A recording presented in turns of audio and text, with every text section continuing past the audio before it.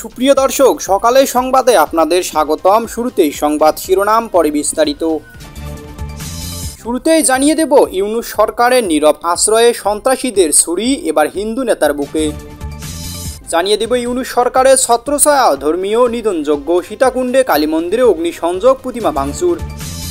এবং সর্বশেষ জানিয়ে দেব, বিএনপি সন্ত্রাসীদের খুনের রাজনীতি, উখিয়ায় যুবলীগ নেতাকে জবাই করে হত্যা। এতক্ষণ শুনছিলেন সংবাদ শিরোনাম, এবারে বিস্তারিত প্রতিবেদনে। এদিকে ইউনূস সরকারের নীরব আশ্রয়ে সন্ত্রাসীদের ছুরি এবার হিন্দু নেতার বুকে।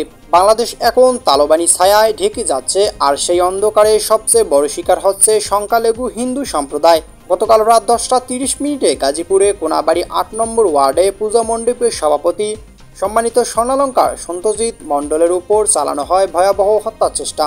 সাদা প্রাইভেট কারে করে আসা সন্ত্রাসীরা পেছন থেকে তার উপর ধারালো অস্ত্র দিয়ে একের পর এক কোপ বসায়, রক্তাক্ত করেন দেশের একজন হিন্দু সাংস্কৃতিক নেতাকে।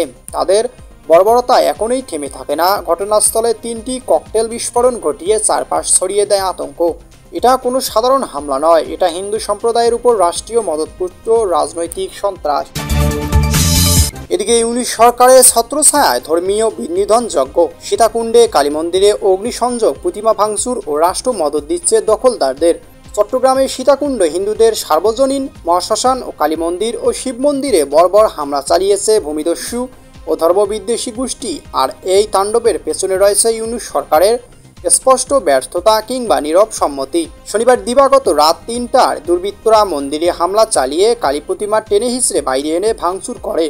পরে পুরো মন্দির আগুন ধরিয়ে ছাই করে দেয়। স্থানীয় বলছে, এটি একটি সুপরিকল্পিত দখল তাণ্ডব, যা প্রশাসনের প্রশ্রয় ছাড়া সম্ভব নয়। ইউনূস সরকার কার পক্ষে, সন্ত্রাসী না সংখ্যালঘুদের নিরাপত্তায়?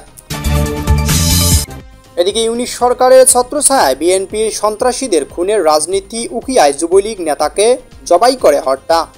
উখিয়া উপজেলা যুবলীগ নেতা ও জালিয়াপালং ইউনিয়ন পরিষদের 6 নম্বর ওয়ার্ডের মেম্বার কামাল উদ্দিনকে জবাই করে নির্মমভাবে হত্যা করা হয়েছে। বস্তাবন্দি অবস্থায় পাওয়া গেছে তার রক্তাক্ত মরদেহ। বিএনপি এই চক্রের পরিকল্পিত ষড়যন্ত্রে এই হত্যাকাণ্ড ঘটানো হয়। উল্লেখ্য, কামাল উদ্দিনের আরেক ভাইকে পূর্বে একই কায়দায় হত্যা করা হয়েছিল। এই পরিবারে 2 ভাই, 2 জনে আওয়ামী লীগ কর্মী, 2জনই আজ সেই ইউনূস পোষিত সন্ত্রাসের শিকার।